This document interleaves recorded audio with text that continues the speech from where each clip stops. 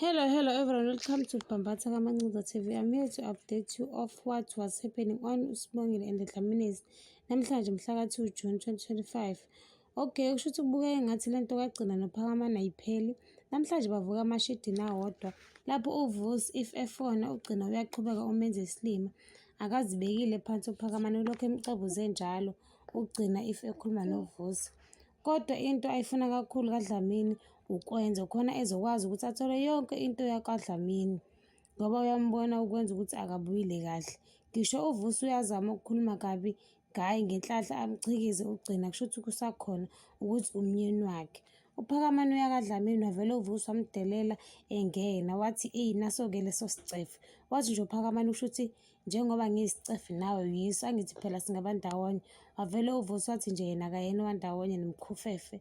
Wehlisa phansi umoya uPhakamani okuyilapho abuzwe khona nonjengaye ukuthi ukuphi. Wavele uVusi wathi nje ungalokhu ubiza ubaba ngegama wena. Kwangena uThulisile ethi uzosula ngalapho obekuhleli ngakhona uPhakamani kade bazoncukulisana. uVusi wathi eyi kahle wena ulokhu uthithitheka ubala okhuza ibhadi uPhakamani wathi vele indlela akhuluma ngayo nawe lena.